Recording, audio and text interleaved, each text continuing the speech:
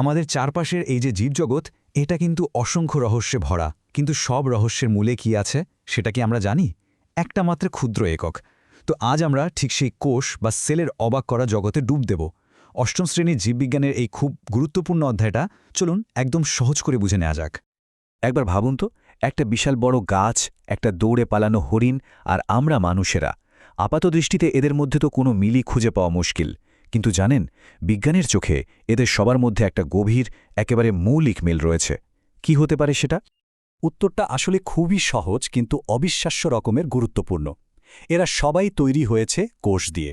হ্যাঁ, এই কোষই হল জীবনের একদম মূল ভিত্তি, আমাদের জীবদেহের গঠন আর কাজের একক।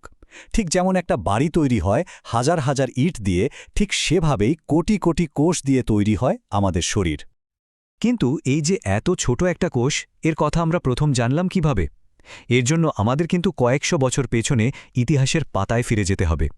চলুন দেখি কিভাবে প্রথমবার মানুষের চোখে ধরা দিয়েছিল জীবনের এই ক্ষুদ্রতম একক। গল্পটা শুরু হয়েছিল সেই ১৬৬৫ সালে। রবার্ট হুক নামে একজন ইংরেজ বিজ্ঞানী তার নিজের বানানো একটা অণুবীক্ষণ যন্ত্র দিয়ে গাছের ছালের একটা পাতলা অংশ দেখছিলেন। আর তিনি যা দেখলেন সেটা ছিল এক কথায় অবাক করার মতো। ঠিক যেন মৌচাকের মতো অসংখ্য ছোট ছোট প্রকোষ্ঠ বা ঘর। ল্যাটিন ভাষায় সেলুলি শব্দের মানে হলো ছোট ঘর, আর সেখান থেকেই তিনি এর নাম দিয়ে দিলেন সেল।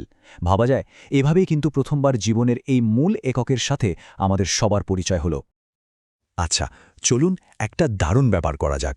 কোষকে যদি আমরা একটা ব্যস্ত শহরের সাথে তুলনা করি, কেমন হয়? ভাবুন তো, সেই শহরেরও সীমানা আছে, একটা কন্ট্রোল সেন্টার আছে, আবার শক্তি তৈরির জন্য পাওয়ার প্ল্যান্টও আছে। চলুন এই শহরের সীমানা দিয়ে শুরু করে একদম কেন্দ্রের দিকে যাওয়া যাক। এই শহরের সীমানাটা হলো দুটো স্তরের। একেবারে বাইরের যে শক্ত পাঁচিল, তার নাম হলো কোষ প্রাচীর, যেটা সেলুলোজ দিয়ে তৈরি। এখানে একটা ব্যাপার কিন্তু খেয়াল রাখতে হবে, এই শক্ত পাঁচিলটা শুধুমাত্র উদ্ভিদ শহরেরই একটা বৈশিষ্ট্য। এর ঠিক ভেতরের স্তরটার নাম কোষ পর্দা, যেটা লিপিড আর প্রোটিন দিয়ে তৈরি একটা নরম আর নমনীয় সীমানা। আর এই পর্দাটা কিন্তু উদ্ভিদ আর প্রাণী দুটো কোষেই থাকে। কোষ পর্দার একটা অসাধারণ ক্ষমতা আছে। এটা একটা বৈষম্যভেদ্য পর্দা হিসেবে কাজ করে। মানে কি? মানে হলো, পর্দাটা খুব হিসেব করে বেছে বেছে কিছু নির্দিষ্ট জিনিসকেই কোষের ভেতরে আসতে বা বাইরে যেতে দেয়, যাকে তাকে কিন্তু ঢুকতে দেয় না।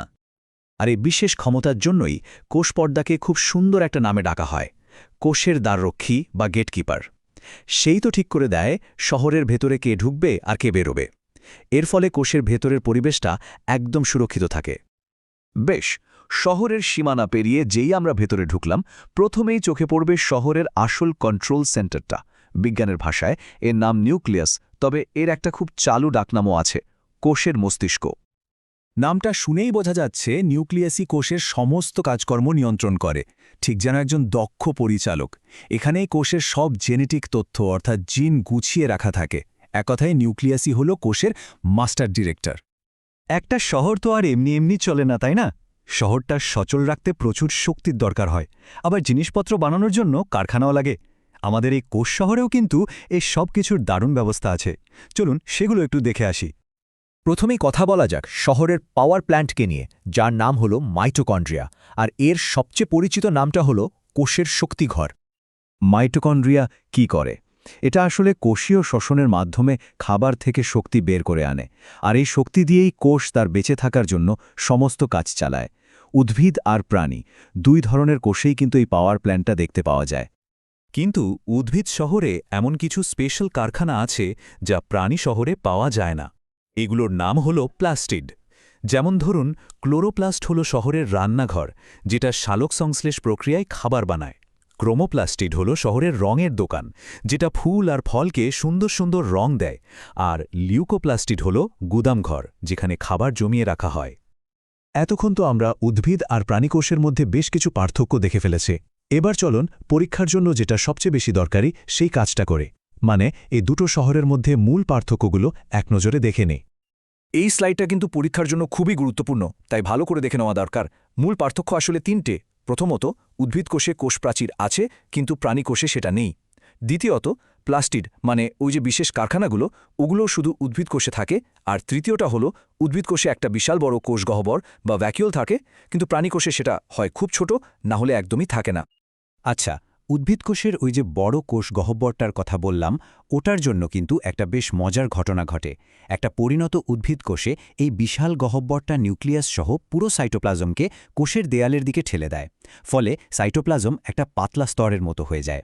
এই বিশেষ সজ্জাটারই একটা নাম আছে, প্রাইমোডিয়াল ইউট্রিকল। এটা কিন্তু পরীক্ষার জন্য একটা জরুরি ধারণা।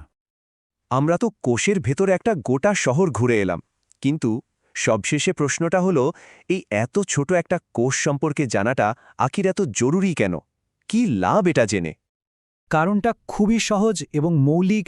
কোষ হল সমস্ত জীবের জীবনের মূল ভিত্তি, তার গঠন আর কাজের একক। তাই কোনো জীবকে যদি বুঝতে হয়, তাহলে তার কোষকে বোঝাটা সবচেয়ে আগে দরকার। সেটা একটা গাছ হোক বা মাছ, নিয়মটা কিন্তু সবার জন্য একই। তাহলে শেষ করার আগে একটা প্রশ্ন ভাবার জন্য রেখে গেলাম। এই যে ক্ষুদ্র একটা কোষ, এর গঠন আর কাজ যদি আমরা আরও নিখুঁতভাবে বুঝতে পারি, তাহলে কি আমরা বড় বড় রোগ বা এমনকি জীবনের শুরু কিভাবে হয়েছিল এই সব বড় রহস্যগুলোরও সমাধান করে ফেলতে পারব? উত্তরটা হয়তো এই কোষের ভেতরেই কোথাও লুকিয়ে আছে। ভাবার মতো বিষয়, তাই না?